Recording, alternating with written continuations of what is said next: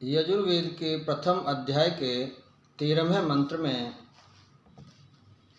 भगवान इंद्र जो कि परमात्मा हैं और जो सब देवताओं के राजा हैं, उनसे यजमान प्रार्थना करता है कि हे प्रभु, मैं बड़ा दुखी हूँ क्योंकि ये जो बादल है जिसे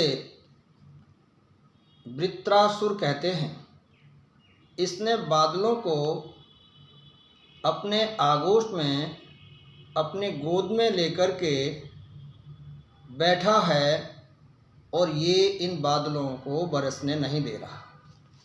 ये बादल जल को बरसने नहीं दे रहा है, जिस कारण हमारी फसलें, हमारे पशु पक्षी, हम लोग बड़े दुखी हैं क्योंकि जलाशय सूखे पड़े हैं, खाली पड़े हैं, खेतों में फसलें सूख रही हैं और हम परेशान हैं। इसलिए आपसे प्रार्थना करते हैं, आप तो इंद्र हैं प्रभु, हमने सुना है कि आपने वृत्रासुर का वध किया था।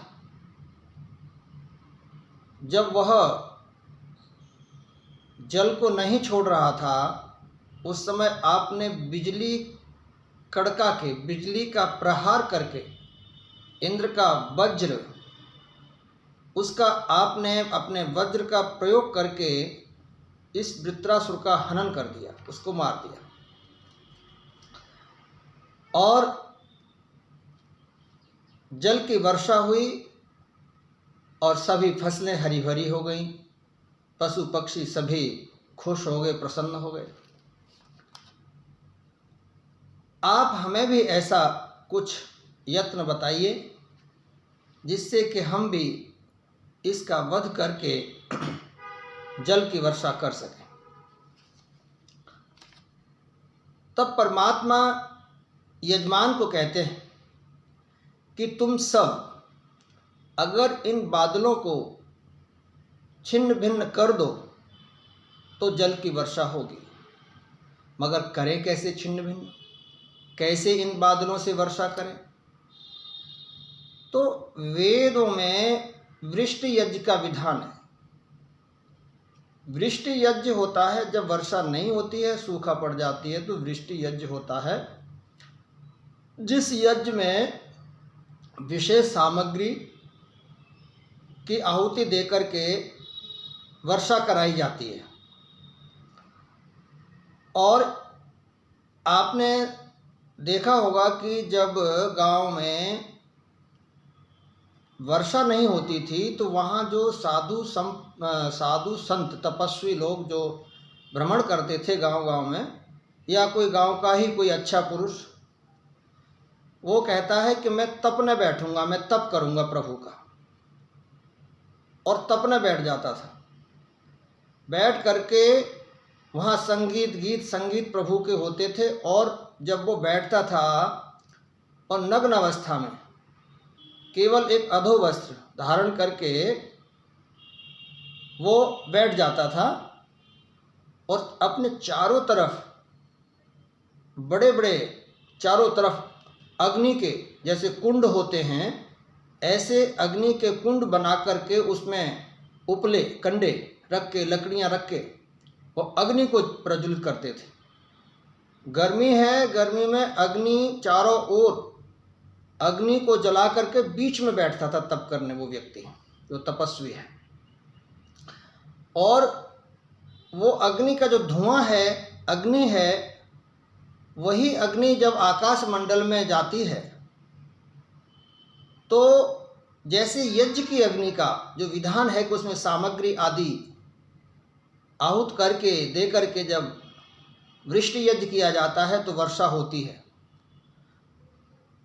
वृत्रासुर का वध होता है और वो जो बादल हैं वो छिन्न भिन्न हो जाते हैं और वर्षा हो जाती है। तो यहाँ पर प्रभु कहते हैं कि आप हवन यज्ञ के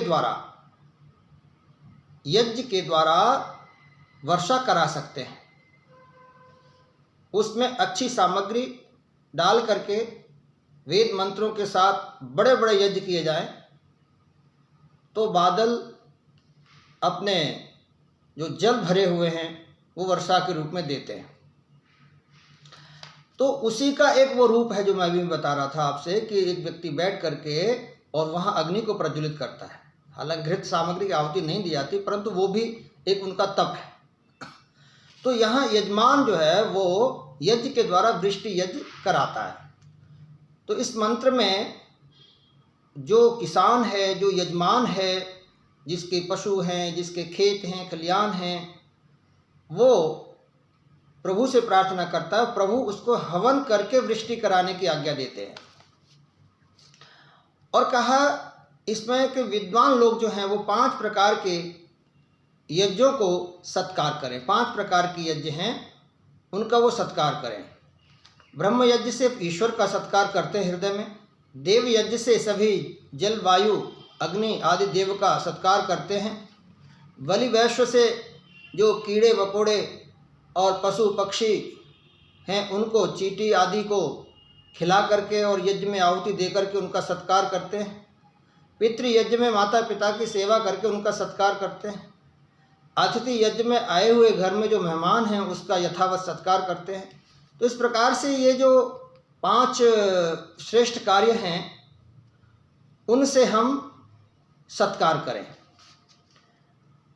शुंधध्वम, इसमें कहा कि जो यजमान होता है, जो वर्षा कराने के लिए यज्ञ करता है, वो केवल वर्षा ही कराने के लिए नहीं, अपितु वह उस जल को शुद्ध करने के लिए भी यज्ञ करता है।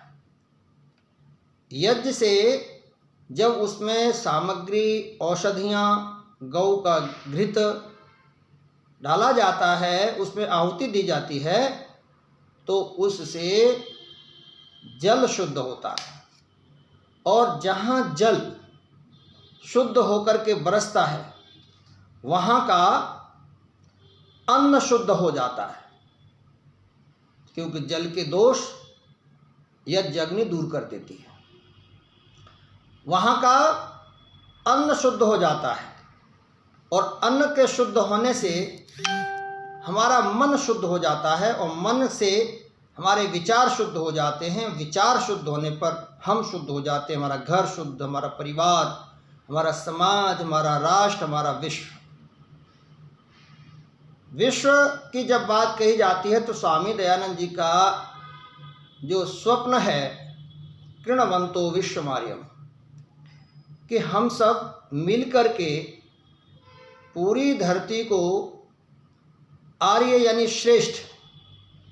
श्रेष्ठ बनाएं। आर्य कोई धर्म संप्रदाय ऐसा कुछ नहीं है। आर्य एक श्रेष्ठ सज्जन पुरुष को कहते हैं।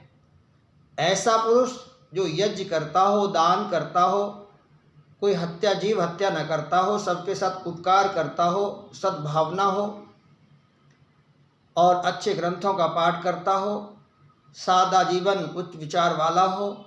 इस प्रकार से जो व्यक्ति है वो आर्य है। किसी को सताता ना हो, सबकी खुशी में खुश रहता हो, ऐसे व्यक्ति को आर्य कहते हैं। तो स्वामी दयानंद जी कहते हैं कि इस विश्व में आर्य लोग अपने आर्यत्व को प्रकट करें और वह प्रकट यज्ञ से होगा। और यज्ञ भगवान का दिया हुआ एक उत्तम कार्य है जिससे वृष्टि होती है, वर्षा होती है और उस वर्षा से सब जीवों को सुख, वनस्पतियों को सुख, जितने भी जलचर हैं, थलचर हैं, सबको आनंद प्राप्त होता है। धन धान्य से, खुशहाली से राष्ट्र खुश होता है, प्रसन्न होता है, सब जीव जंतु प्रसन्न होते हैं। और यज्ञ का, इस मंत्र का जो मुख्य विशेष विषय है वो ये है कि यज्ञ के द्वारा वृष्टि होती है, यानी वृत्रासुर का वध होता है, जो कि बादलों को लेकर के बैठा है, घूम घूम के चला जाता है पर बरसने नहीं देता।